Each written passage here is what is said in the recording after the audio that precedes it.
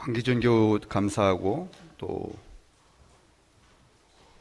다음 주에는 한영숙 교우의 그 CBS가 녹음한다니까 더 연습을 잘 하셔서 해주시고, 제가 지난번에도 홍재기 권사님 저 유니폼 입은 거 봤는데, 저 유니폼 보면서 무슨 생각했는가 하면, 우리도 저런 유니폼 맞춰갖고 성암교회 누구 이렇게 써붙인 거야. 그래서 아예 집에서부터 입고 오게. 어때요?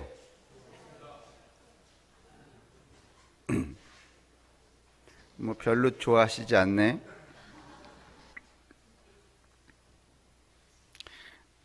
사진 하나 열어주실래요? 그 사진 띄워놨을 거예요. 그 다음 사진.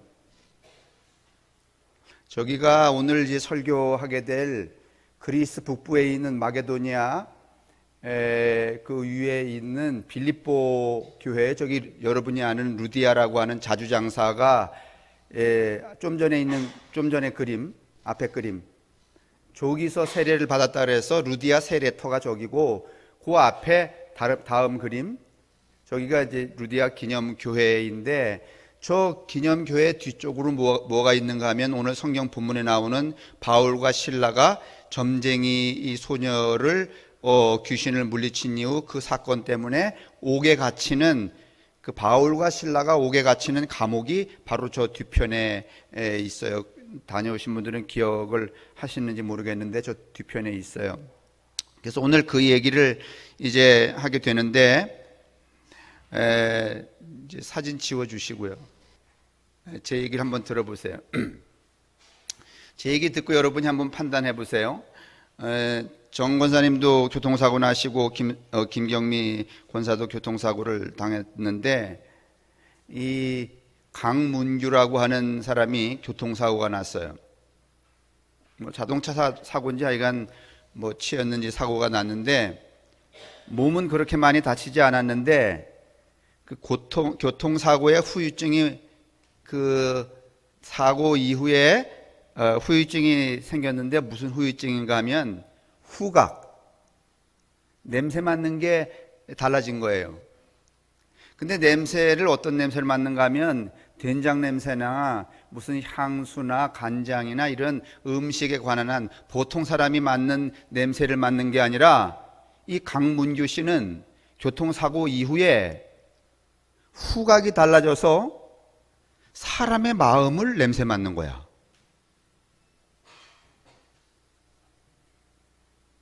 그 다음에 사람의 마음이라는 게 무슨 예배 시작할 때 그 마음하고, 그 다음에 또 설교 들을 때 마음하고, 또 나갈 때 마음하고, 밥 먹을 때 마음하고, 화장실에 들어갈 때 마음하고, 또 똥 싸고 난 다음에 마음이 다 달라요, 안 달라요? 다르잖아요. 그 각각으로, 시시각각으로 변하는 사람의 마음을 냄새 맡을 수 있는 이 능력이 후유증으로 이 강문규 씨한테 생긴 거예요. 사람의 마음만 이렇게 냄새 맡는가 하면 풀의 냄새도 맡을 수 있어요. 꽃의 냄새도 맡을 수 있어요. 그 다음에 또 별의 냄새도 맡을 수 있는 거야. 돌의 냄새도 맡을 수. 그러니까 보통 사람이 맡을 수 없는, 보통 사람은 제한된 이 후각의 범위를 확 넓혀서 아주 신비한 냄새를 맡을 수 있는 거예요. 그래서 이 강문규 씨가 매번 이 꽃의 마음의 냄새를 맡은 다음에 너무 자기 감동되니까 그 가족들한테 이 분홍색 꽃의 마음은 지금 어떤 것이라고 이야기해 줬어요. 이웃 사람들에게도 그 얘기를 해줬어요. 자, 강문규 씨가 계속 이러면 가족이나 이웃 사람이, 야, 그렇구나, 정말 별에도 마음이 있고 돌에도 마음이 있고 식물에도 마음이 있고 사람 마음, 그 마음을 알 수 있겠구나, 이렇게 해서 좋아할까요? 아니면은 약간 고개를 이렇게 할까요?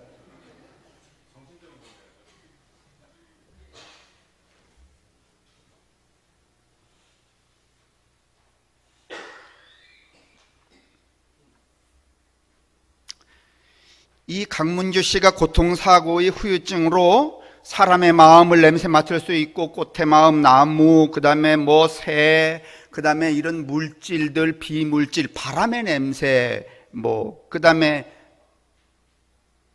이 냄새를 맡다 보니까 또 어떤 것도 이 사람이 알게 됐는가 하면 그 마음의 냄새를 맡으면서 고통하는 그 냄새도 맡을 수 있는 거야. 길가에 서 있는 자동차가 많이 다니는 매연이 많이 나오는 길가의 나무의 냄새, 그 냄새가 여러분 행복할까 아니면 고통스러울까? 고통스럽죠.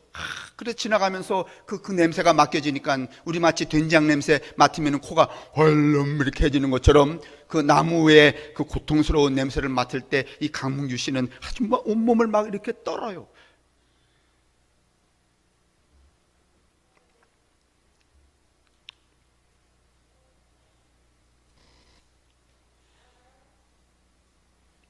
다시 말하면 이 강문규 씨는 한계에 갇힌 인간들을, 우리가 맡는 냄새라고 하는 것은 한계에 갇혀 있잖아요. 근데 오늘 이 강문규 씨는 교통사고 이후로 이 한계에 갇힌, 한계가 없는 냄새를 맡는, 그래서 그 한계 밖에 있는 냄새를 우리에게 말해주므로 한계에 갇힌 우리를 어떻게 하려고? 끄집어내려고, 구원하려고 끊임없이 자기의 경험을 말했어요. 그랬더니 이웃과 그 가족은 조금씩 말하기 시작했어요. 아무래도 미친가벼.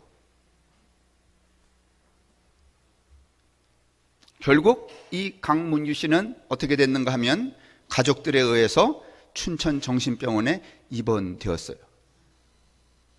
자, 여러분에게 물어볼게요. 과연 이 강문규 씨를 정신병원에 여러분 가둬야 돼요? 아니면은 우리의 제한된 후각으로 살고 있는 우리가, 그 후각에 갇혀 있는 우리가 강문규 씨를 통하여서 더 큰 후각의 세계, 우주 만물의 냄새를 맡을 수 있는 그 무한의 세계로 구원을 받아야 돼요. 다시 물어요. 이 강문규 씨를 우리의 그 제한된 이해로 정신병원에 이렇게 가둬야 돼요? 아니면은 우리가 강문규 씨를 통하여서 내가 제한된 후각 안에 갇혀 있구나. 그러니까 이 갇혀 있는 이 후각 안에서 어떻게 해야지? 구원을 받아야지, 벗어나야지. 이렇게 해서 우리가 더 큰 후각의 세계로, 다시 말하면 하나님이 만드신 이 피조 세계의 모든 것들을 냄새 맡고 저들이 갖는 기쁨과 고통도 냄새 맡을 수 있는 그 큰 소통의 경지로 나아가는 것이 옳은가?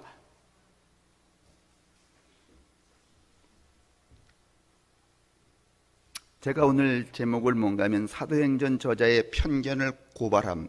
세상에 어느 목사가 성경을 이야기하면서 고발 운운을 하겠습니까? 예?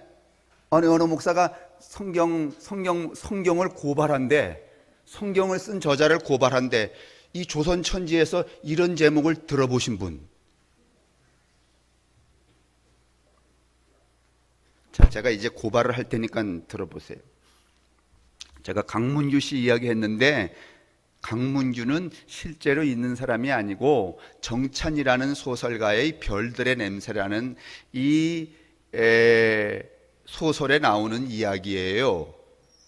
근데 엊그제 보니까 또 이 정찬이라는 소설가가 또 소설책 하나를 냈어요. 새의 시선이라는 책을 냈는데 제가 거기 얼씬 보니까 이런 대목이 나와요. 신앙이란, 종교란, 한번 따라 하실래요? 종교란 보지 못하는 것을 보게 하는 것이다. 종교가 여러분 무슨 이렇게 보호해주고 돈 더 벌게 해주고 욕망을 채워주는 게 종교가 아니고, 종교는 여러분 진정한 종교는, 참 종교는 보지 못하는 것을 어떻게 해주는 거예요? 보게 해드리는 거예요. 그래서 제가 그 별들의 냄새라는 소설을 통하여서 강문규 이야기를 제가 이렇게 준비하고 있는데 곧 새들의 시선이라는 소설이 나왔다는 거예요. 봤더니 또 그 얘기가 나와요. 아, 내가 오늘 여러분에게 성서에서 보지 못하는 것을 또 보게 해드려야 되겠구나. 그래서 제목을 사도행전 저자의 편견을 고발한다, 이렇게 한 거예요.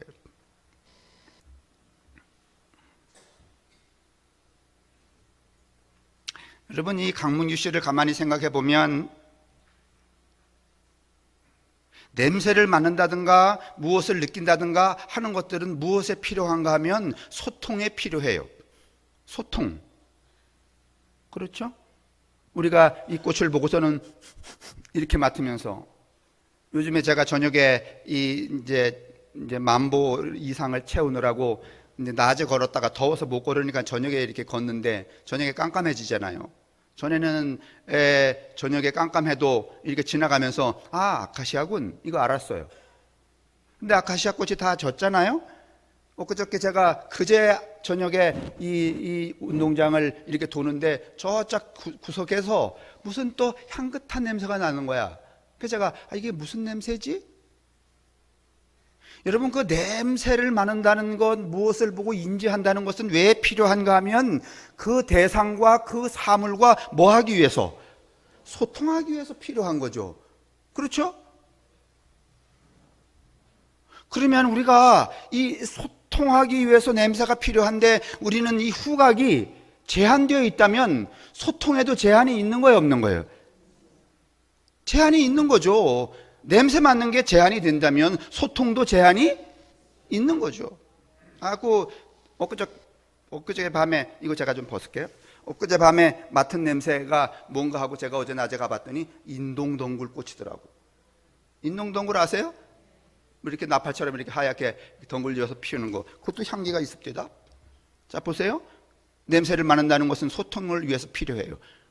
그런데 우리는 우리의 냄새를 맡는 한계는 이미 틀지어져 있어요. 다시 말하면 소통에 한계가 있는 거예요. 그러면 강문규 씨는 소통의 진폭을 어떻게 한 거야? 엄청나게 넓힌 거예요. 소통의 효율성을 더 많이 갖게 된 거예요. 그래서 이 강문규 씨는 그 제한되어 있는 소통의 세계를 어떻게 함으로, 발설함으로 뭐가 됐는가 하면 미친놈이 되었어요. 그리고 그는 감옥에 갇혔어요. 그러면 여러분, 이 강문규 씨가 문제야? 아니면 강문규 씨를 감옥에 갇힌 사람이 문제야? 다시 말하면 강문규 씨를 정신병이 들었다고 감옥에 갇힌 사람들은 강문규 씨에게 뭐를 행사한 게 되는가 하면 폭력을 행사한 게 돼요. 맞죠? 큰 소통의 자유에 나아가 있는 이 강문규 씨를 작은 소통의 한계에 갇힌 그 사람들이 그에게 뭐를 가한 게 된가 하면 폭력을 가해서 어디다 집어넣은 거야. 정신병원에 집어넣으면 거기 자유해요? 아니면 자유가 배제당하는 거죠? 자유가 없는 것이죠. 사도행전 16장 얘기 이제 넘어갈게요. 이 이야기를 전제로 해서 서기 70년부터 서기 110년 이 상간에 로마는 끊임없는 전쟁을 벌여요. 전쟁을 하면 요즘에는 뭐 전쟁이라는 게 무슨 김정은이처럼 말이죠. 무슨 ICBM 쏘고 이러지만은 옛날 전쟁이라는 거 우리가 아시지만 걸어가서 장군이나 겨우 말 타고 나머지 병사들은 걸어가서 그 거리가 얼마인지 몰라요. 이 나라에서 저 나라를 어떻게 해야 돼? 어떻게 해야 돼요? 걸어가야 돼요. 걸어가서 일렬로 이렇게 서서 말이지, 앞열 싸워서 죽으면 또 뒷열 나가고 아주 이렇게 재미난 싸움이었어요. 한번 전쟁에 나가면 돌아오는 횟수가 10년 아니면 15년 걸려. 그 사이에 여러분 황폐해지는 게 누군가 하면 부녀자들과 어린아이야. 먹고 살기 호구지책도 어렵고 생존의 위협도 느껴요.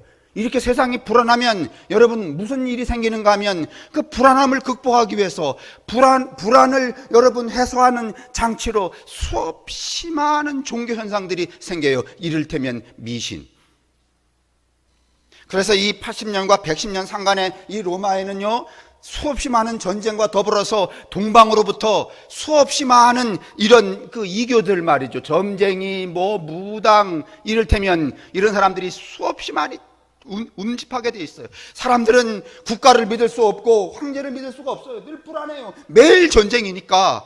그러니까 매일마다 누구에게 가서 물어서 점쟁이에 가서 물어서 위안을 삼고 삶의 의지를 갖고 이런 시절이었어요. 얼마나 점쟁이가 많은지 조합이 돼 있어갖고 점쟁이 10명, 20명을 모아서 조합을 만들면 또 거기 누가 생기는 거야? 조합장이 생기는 거 아니에요. 조합장이 점쟁이 10명과 20명을 이렇게 관리하는 이런 제도가 지금 있었던 이 무렵이었단 말이죠. 그때 용한 뭔가 하면 소녀 하나가 있었다는 거예요. 점을 잘 치는. 근데 이때 당시에 이 로마의 점쟁이는 오늘날처럼 무슨 뻥을 친다든가 아니면은 쓸데없이 말이지 뭐 구슬해야 된다고 그래서 돈을 많이 받는다든가 그렇게 할 수 없는 제도 하에서 점쟁이들이었습니다. 정직하게 자기에게 내려진 그 자기의 그 정신이나 육체 가운데 내려진 소위 말하면 인스피레이션, 뭔가 하늘로부터 오는 그 어떤 음성이나 이런 것들을 전달하는 것이 이때 당시의 점쟁이였는데 소녀가 하나 있었다는 거예요. 근데 소녀가 누구를 보았는가 하면 이 소위 말하면 안디옥에서 이제 소아시아 또 아시아 이 빌립보까지 옮겨온 이 바울의 일행을 보고 뭐라고 말했나 하면, 여러분 제가 본문 다시 안 읽을게요. 이 점쟁이가 바울의 일행을 보고 뭐라고 말했어요? 너희들은 가짜야, 사기꾼이야, 바보야, 너희들은 신령하지도 않아, 이렇게 말했어요? 아니면 당신들은 진정으로 하나님의 선지자들이다, 이렇게 말했어요? 졸지 마시고 그러면 한번 보실래요? 16장 다시 열으세요. 16절도 보시죠. 16절 시작.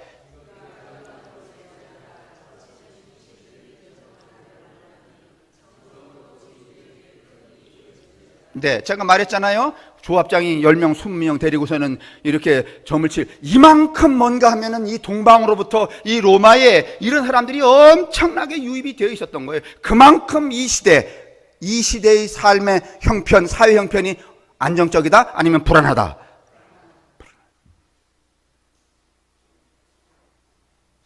그랬다는 거예요. 17절 읽으세요. 시작.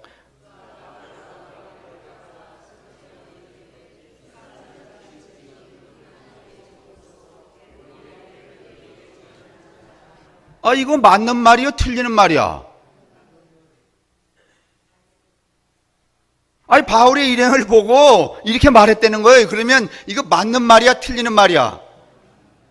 그러면 바울의 입장에서는 이 소녀를 계속 이 점치는 소녀를 데려다니면 유익해? 아니면 유익하지 않아?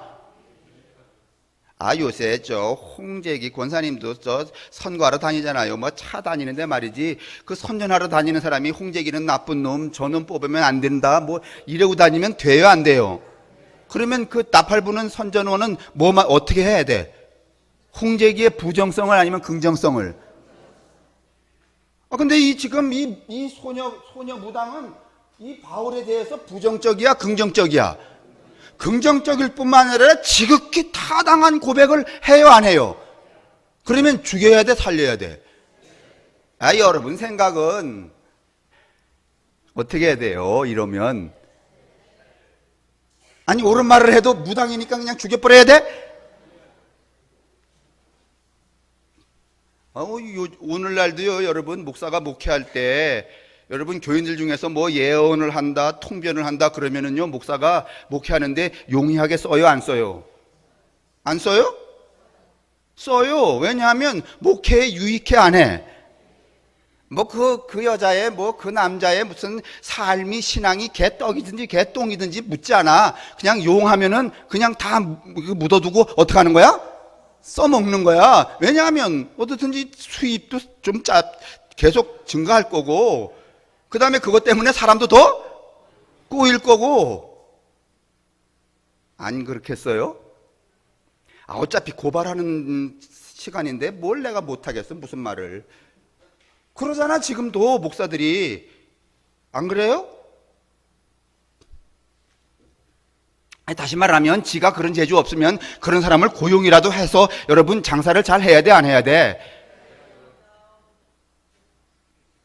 그러면 여러분 지금 바울의 일행이 말이지 멀리 타국에 갔어요. 그리스에 갔으니까, 이 소아시아 터키에서 말이지. 그러면 이 귀신 점치는 소녀는요, 이들에게 여러분 응원군이야, 아니면 적군이야? 그러면 어떻게 했으면 좋겠어요?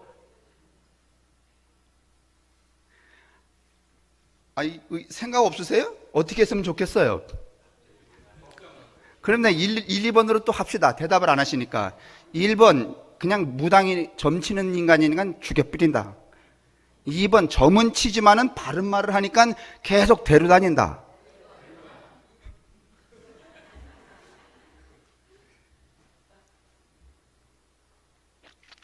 근데 뒤 밑에 다시 내려가서 읽어보면 아시겠지만은 이 소녀로서는 타당한 이야기를 틀린 말을 하는 거 아닙니다.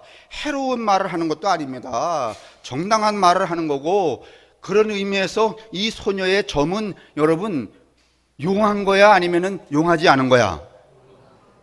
그래서 내가 이 본문 읽다가 이런 마음도 들었거든.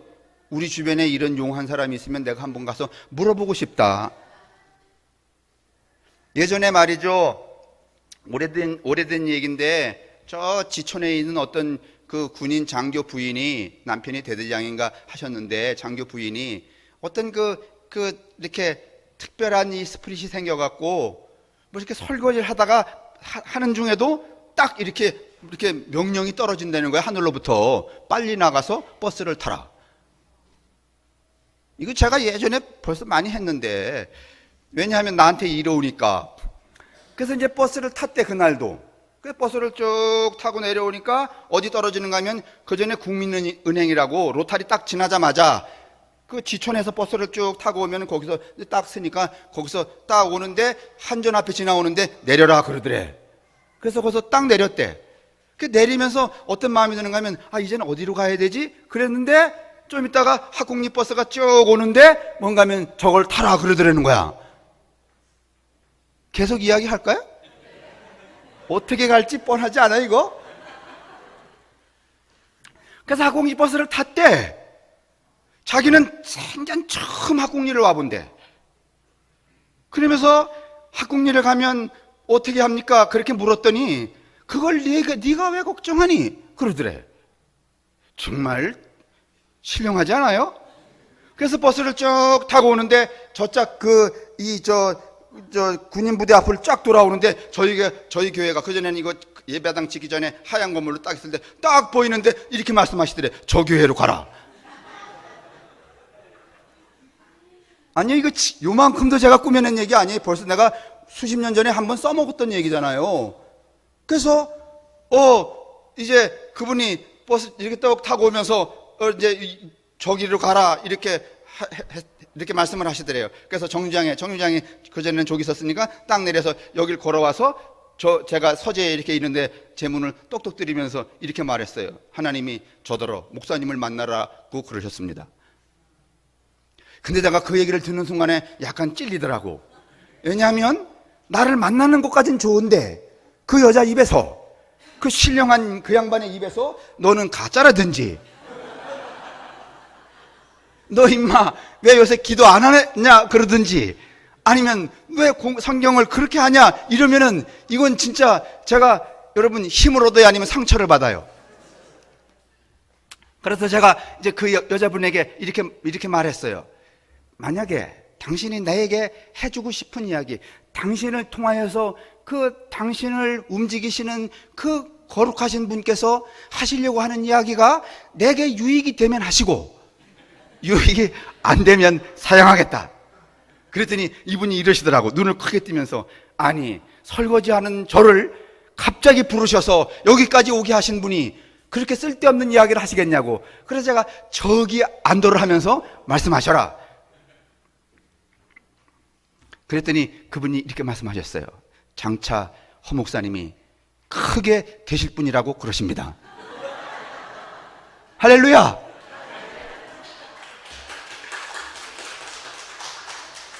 이 무슨 또 박수까지 이렇게.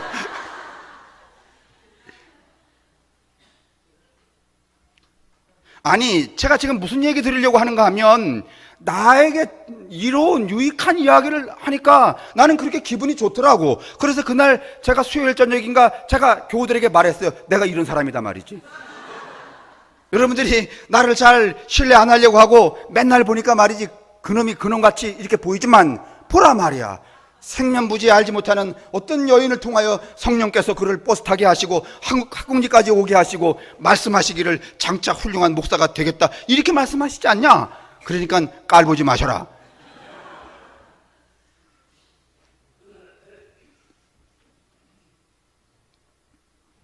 오늘 바울도 여러분 그 얘기 들었을 때 그랬어야 옳아요. 왜냐하면 바울도 사람이니까. 그리고 그런 마음은 들지 않더라도 여러분 자기를 똑바로 보고 제대로 고백하고 선언하는 그 점쟁이의 그 능력을 뭔가 하면은 그리스도의 이름으로 물러가라! 이렇게 해서 여러분 폭살 죽여버릴 것까지는 있었을까 없었을까?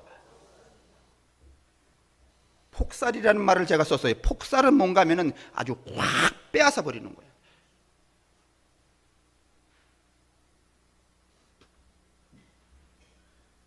여러분 오늘 이 바울의 일행이 이 점쟁이에게 했다는 그 능력을 빼앗아 버리는, 다시 말하면 더 큰 능력으로 그 여인이 지녔던 이 정직한 능력을 뺏어 버리는 그 행위가 과연 타당한가? 타당해요? 타당해요? 내가 그래서 고발하는 거야.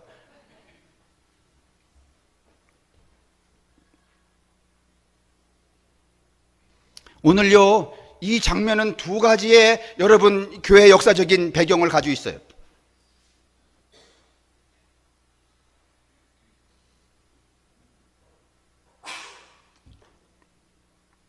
하나는 무엇인가 하면 이 바울을 이제 이쯤 되면 뭐 서기 1세기를 좀 상회하는 이 시절이 되면 이미 교회는 뭐가 되는가 하면 제도화가 되고 있어요. 그 다음에 또 하나는 하도 로마의 이상한 종교 집단들이 성행하니까 이 로마의 당국자는 그때 막 발흥하기 시작한 기독교 이 공동체도 그 숱한 그 종교 집단, 점도 치고 굿도 하고 하는 그 집단의 하나라고 로마 당국은 어떻게 하고 있어요? 판단하고 있어요. 이런 시점에서 여러분 그 생각이 깨어있는 이 기독교 공동체의 리더들은 어떤 생각을 하는가 하면 로마 당국자한테 그 수다한 그 사이비 같은 종교 집단이 있지만은 우리가 얼마나 거룩한 신, 절대 신과 연관이 있고 또 우리가 행하는 그 능력이 어떻게 그들하고 다른가 하는 것들을 누구에게 보여줄 필요가 있는가 하면 로마의 당국자들에게, 다시 말하면 그때의 사회에 내보일 필요성을 느꼈어요. 그래서 쓴 책이 뭔가 하면 사도행전과 누가복음이에요. 그래서 사도행전에 보면은 여러분 이 사도행전의 저자가 이 책을 써서 누구에게 바쳐요? 사도행전의 저자가 1장 열으세요.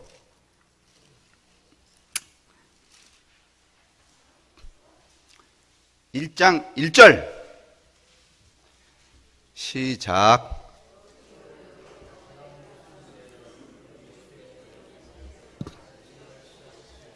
먼저 쓴 거는 누가복음이고 두 번째 쓰는 거는 사도행전이에요. 근데 이 두 책을 써갖고서는 누구한테 바치는가 하면 데오빌로라고 하는 로마의 총독에게 바치는 거예요. 왜 바치겠어요? 너도 예수 믿으라고? 아니면 우리 공동체는, 이 신생 공동체는 당시에 로마에 만연되어 있는 수다한 그 사이비 같은 그 종교 집단하고는 엄연하게 어떻게 하다? 다르다. 뿐만 아니라 저들이 하는 능력의 상위에서, 아주 상위에서 쟤들이 무슨 뭐 점을 치고 그래서 맞추면 그 점쟁이의 능력까지도 어떻게 할 수 있는, 빼앗아 올 수 있는 아주 큰 능력을 가지고 있는 집단이 누구다? 기독교 공동체다. 이거를 누구에게 보여주고 싶은 거예요? 그렇죠. 당시 로마 사회에 그래야지만 그 사회 안에서 여러분 살아남아요, 안 살아남아요? 살아남죠. 옛날에 여러분 새마을 운동하고 그럴 때 대부분 선앙당이나 미신 같은 것들은 다 파괴가 됐어요, 안 됐어요? 그 선앙당이나 미신을 파괴할 때 또 어떤 종교 집단들은 뭔가 하면은 끊임없이 정부에 대해서 뭘 계속 제시를 하는가 하면 우리는 그 선앙당이나 미신과 같은 아주 저질 종교가 아니라는 이야기를 끊임없이 제시함으로 죽어 아니면 살아남으려고. 그게 첫 번째 이유예요. 이 사도행전과 누가복음은 그래서 뭔가 하면은 우리는 기독교 공동체는 다른 여타한 그 종교 행위의 집단과는 어떻게 하다? 확실히 구별된다는 것을 각인시키기 위하여서 오늘 이 사도행전의 저자는 그렇게 자신들의 일행의 정체성을 분명하게 고백하는 점쟁임에도 불구하고 그에게 무엇을 행사함으로, 뭘 행사해서 폭력적으로 뭔가 하면 그의 능력을 폭살시켜 버린다는 거예요. 여러분, 이건 타당한 건가요? 이렇게 함으로, 이렇게 누군가의 또 어떤 사람의 이 정당한 소통의 기제를 폭살시킴으로 오늘 교회는 어떤 양태가 됐는가 하면 제도화가 되었어요. 이제 제가 이야기하려고 하는 이야기의 끝이에요. 제도화가 되었어요. 제도화가 되었다는 얘기는 뭔가 하면은 우리가 갖는 이 성령이라고 하는 것, 소통의 기제, 소통의 기제는 성령인데 이 소통의 기제는 여러분 교회 안에서만 작동하는 거예요? 성령이 여러분 소통의 기제란 말이에요. 근데 그 소통의 기제가 교회 안에서만 작동하는 거예요? 아니면 여러분과 제가 생명을 가지고 이 피조세계에 사는 동안에 이 우주와 전체적으로 연결이 되어 있는 거예요? 그렇죠. 근데 오늘 이 사도행전의 이 폭살로 인하여서 뭔가 하면 소통의 기제인 성령을 어디에 가둬버리기 시작했어요? 어디에? 교회 안에. 그러면 또 여러분에게 물어봅시다. 교회 안에서 성령을 운용시켜요. 뭐 기도 많이 하는 김집사도 운용하고 그다음에 또 무슨 뭐 거룩한 뭐 장로도 운용하고 목사도 운용하는데 우리가 교회 안에서 이렇게 운용할 때 여러분 생각에 뭔가 하면은 가장 이 공동체 안에서 성령과 가장 가깝고 성령의 권위를 발휘할 수 있는 사람이 1번 처음 나온 황기진 교우, 그 다음에 이제 집사가 된 김은평, 그 다음에 20년 된 이상건 권사님, 40년 된 신명섭 장로님, 그 다음에 목사. 이 중에 이 안에 갇혀있는 성령을 가장 효율적으로, 아니 다시 말하면 좀 무식하게 말하면 세게 이 성령을 부릴 수 있는 사람은 누굴까?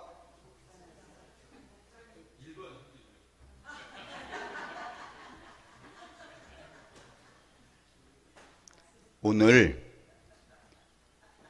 이렇게 이 사도행전 기자가 소통의 기제인 스피릿에 관하여서 이렇게 폭살을 통하여 우리가 운용해야 될 성령을 제도화함으로 교회 안에 갇힘으로 우리도 역시 뭔가 하면은 만물과 소통하는데 무한으로 소통을 해야 아니면 제한적이야?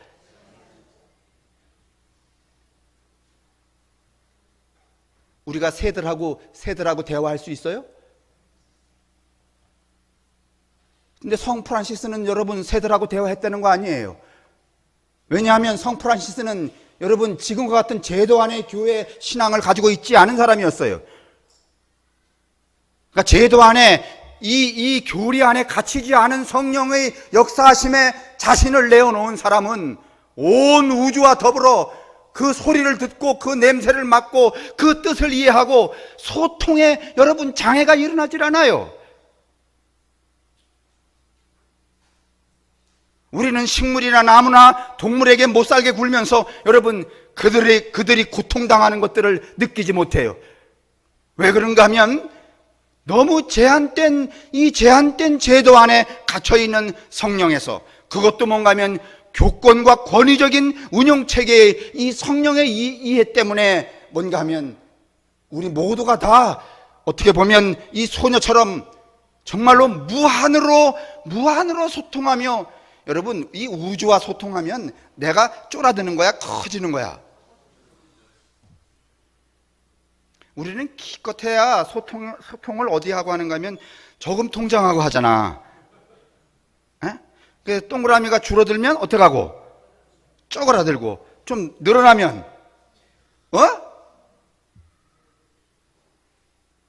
세상에 자기의 존재의 확장과 축소를 이 통장의 동그라미에 근거해서 살아가는 존재가 어디 있느냐 말이에요. 개가 그래요? 소가 그래요? 닭이 그래요? 말이 그래요? 하늘의 새가 그래요? 올챙이가 그래요? 누구만 그래? 이게 어떻게 만물의 영장이라고 말할 수 있어요? 본래 우리가 그런 존재가 아니었어요. 하나님이 우리를 만들 때 어떻게 만들었다고요? 어떻게 만들었다고요? 쪼다같이 아니면 하나님의 형상으로. 이 말이 뭘 뜻하는지 아세요? 하나님의 형상으로 만들어진 존재는 하나님이 만든 모든 피조세계의 피조물들과 더불어서 어떻게 할 수 있는 거예요? 어떻게 할 수 있는 거예요? 소통할 수 있는 거예요. 여기까지가 뭔가 하면 성령이 하시는 일이에요. 맞아요? 근데 우리는 이 성령을 말이죠, 어디에 가둬버렸어요? 또 성령도 또 이게 종류가 많아. 조용기 목사 성령, 이천석이 성령, 허태수 성령, 뭐 김아붕의 성령, 무슨 고뱅이 고치는 인간의 성령, 이런 빌어먹을. 이거 다 누가 이렇게 만들었는가 하면 바울을 따라다니면서 이 기독교를 제도화하던, 다시 말하면 본문으로 돌아가면 이 유능한 소녀 점쟁이의 능력을 폭살했던 그 제도적인 인간들이 이렇게 만들어 버린 거예요. 자, 제가 오늘 충분히 사도행전 저자의 편견을 고발을 했죠? 한 것 같아요? 그러면 오늘 우리의 숙제는 뭐겠어요? 주보를 한번 보세요.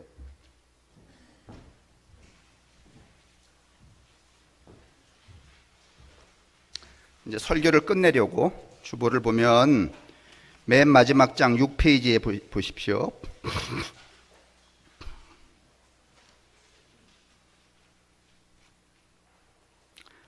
네, 그럼으로써 거기서부터 읽을게요. 시작.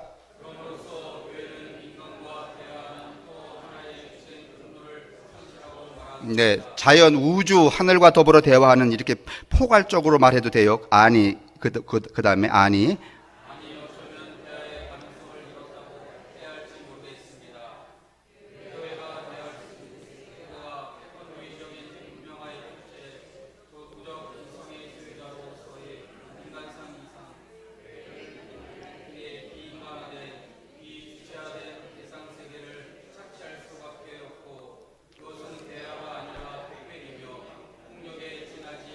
네, 제가 이제 어려운 말을 많이 꼬았는데 한 번 못 이해가 안 되시면 두 번, 세 번 읽으시면 딱 7번 만에 이해가 돼요. 그러니까 7번의 인내가 필요하죠? 한 방에 말이지. 다 읽어보지도 않고, 목사님은 뭐 이렇게 어렵게 쓰셔. 지가 수준이 작은 건 안 생각 안 하고 내가 어렵게 쓴 것만 생각. 그러면 수준이 참 안 되면 수준을 누구만큼 높여야 돼? 그러죠. 저만큼 높여야죠. 높이는데 무슨 능력이 필요하잖아요. 7번 읽으면 된다. 이러다 보니 시작.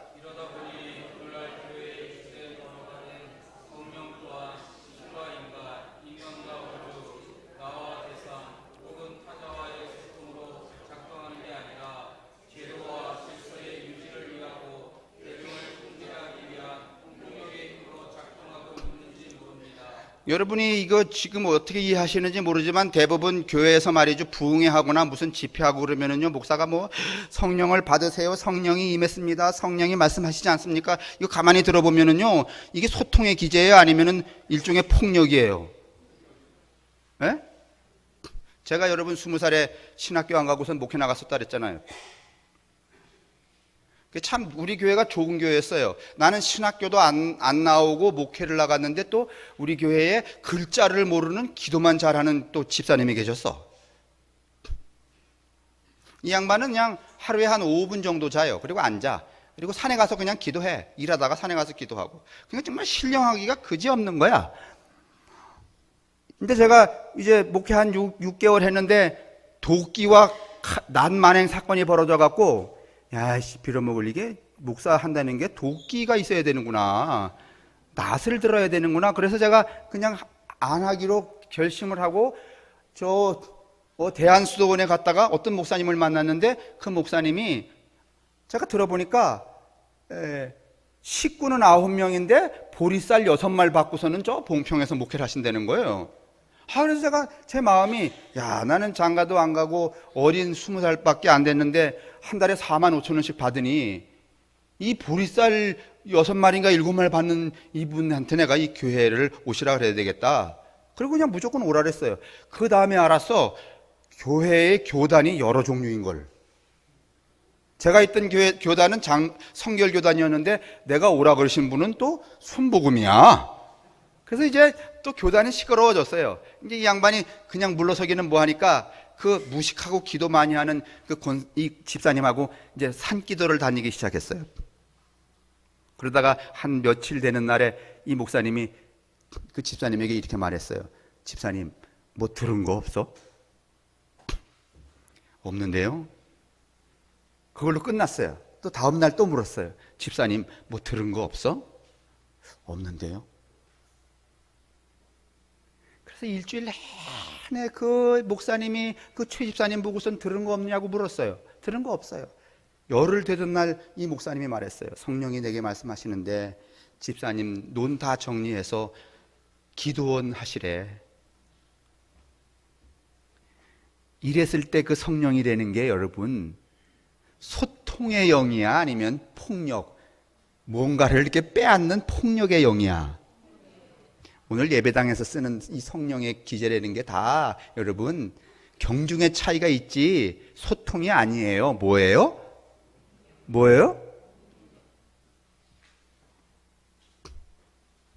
여러분 정말 우리가 부흥회를 안 해서 그렇지 부흥회 한번 해봐. 일단은 성령의 여러분 저기 굴복해야 돼 안 해야 돼? 하기 싫어도. 에? 옛날에 그랬잖아요. 일어나. 그래서 딱 성경 원사님 일어나 보세요. 일어나 보세요. 제가 이거 농담이에요. 그러니까 또 진담으로 알아듣지. 서 권사님이 하도 착해갖고 일어나라고 이렇게 그러신다는 거 아니야? 강사가 지금 성령님이 말씀하시는데, 권사님께 말씀하시는데 목사 양복해주라 그러신다. 할 거야 말 거야? 앉으세요. 농담이에요? 여러분 이게 여러분 소통이 아니면 폭력이야. 근데 여러분은 폭력이라는 걸 모르잖아요. 이게 오늘날 우리의 이 공동체 안에 여러분 행행하고 있는 오늘 성령의 역사라는 거예요. 이게 어떻게 성령의 역사일 수 있어요? 근데 그게 어디서부터 출발했는가 하면 이 사도행전 저자로부터 출발했다는 거예요.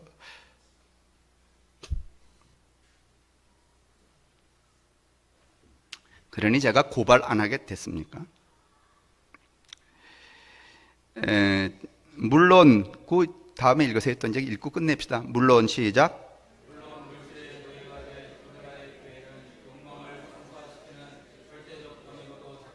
그렇죠.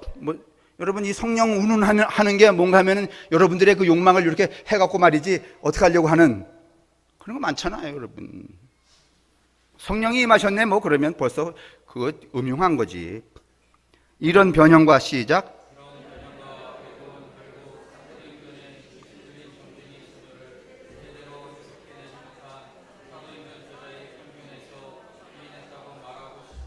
이게 오늘 제 설교의 마음이라는 말입니다. 마지막 구절 읽으세요. 시작.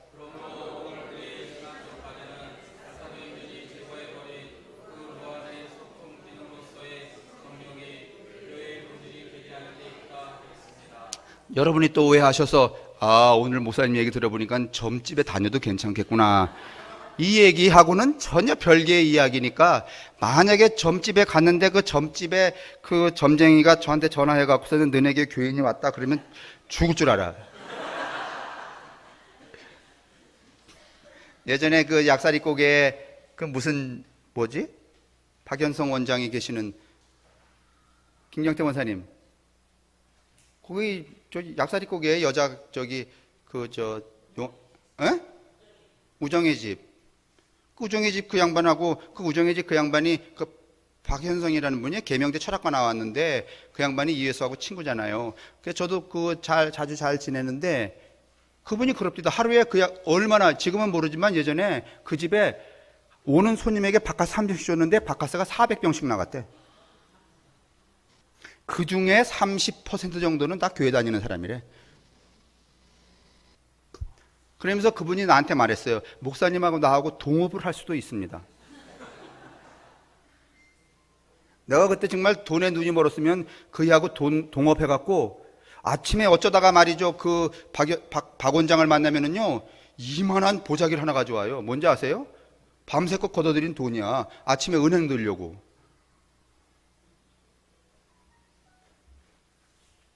그러므로 오늘 우리의 신앙적 과제는 사도행전이 제거해버린 그 무한의 소통 기능으로서의 성령이 교회의 본질이 되게 하는 데 있다 하겠습니다.